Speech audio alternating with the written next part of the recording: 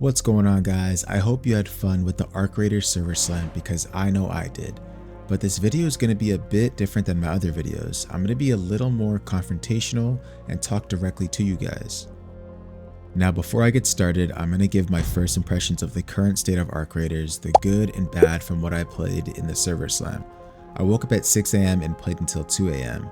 Literally played all day on 4 hours of sleep. That's how excited I was to play.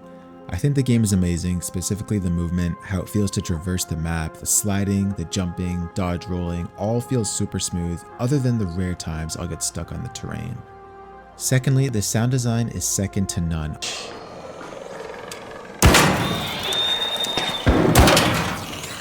I'm playing off my mind.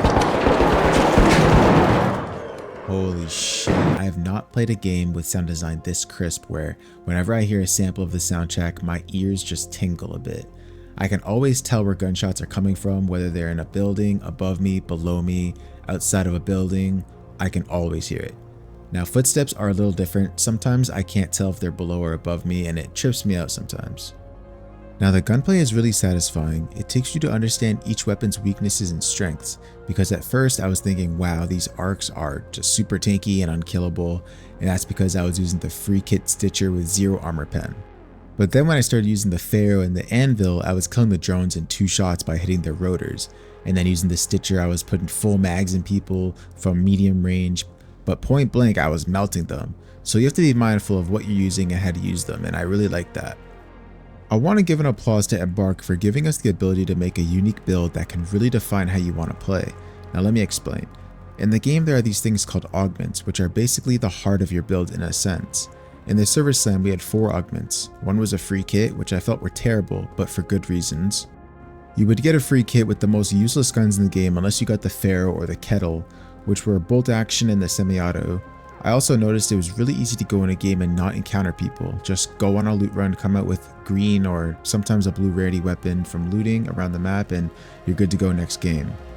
Now the bad things about the free kit is you don't get a safe pocket and the backpack space was absolutely terrible, but that's the price you had to pay for going in for free. Now the other augments are the combat augment, which allows you to use better shields and carry more weight at the cost of backpack space and quick use slots. I'd used the looting augment more, which gave you a bigger backpack. And finally there was the tactical augment, which gives you an extra quick slot, less backpack space, and allows a bigger shield. I really thought it was cool that if you wanted to choose a path, you had to sacrifice something in return.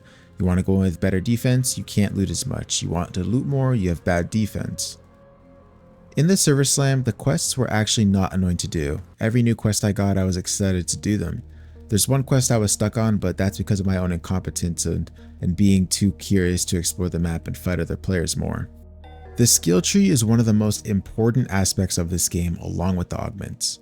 I really sat there and read every single skill tree point twice over to understand what it meant if I went a certain way. And at first I said, yes, I'm going to go in the survival path. Then after I was playing, I said, nope, we need to fully go into mobility, because holy, the more you play, the more you realize how important movement and stamina are when you're running from players or the mini bosses shooting rockets at you.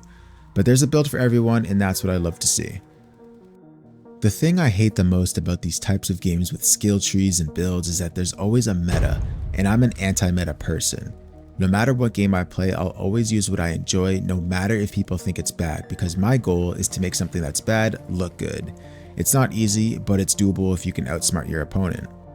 Anyways, I felt in the server slam the heavy weapons were just miles better than the other weapons, until I got rushed one time and I couldn't do anything due to having a bolt action versus an 18 to 20 mag automatic.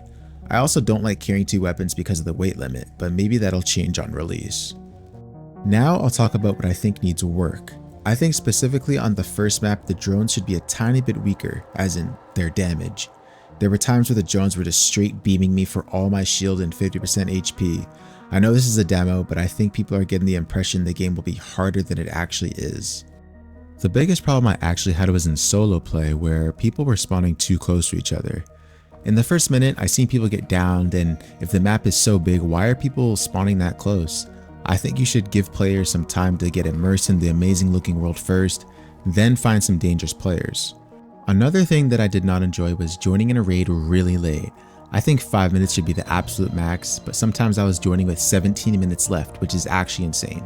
At that point, more than half the lobby would be dead or gone, and all that important loot spots would be picked clean. I ended up just extracting right away if I joined that late. There were some other small things like party leaders not being able to switch leaders, or the UI was kind of all over the place, and I wish sliding was continuous on steep hills. All small fixable things. So now that my first impressions are over, I wanted to talk about the ARC Raiders hype and the hate.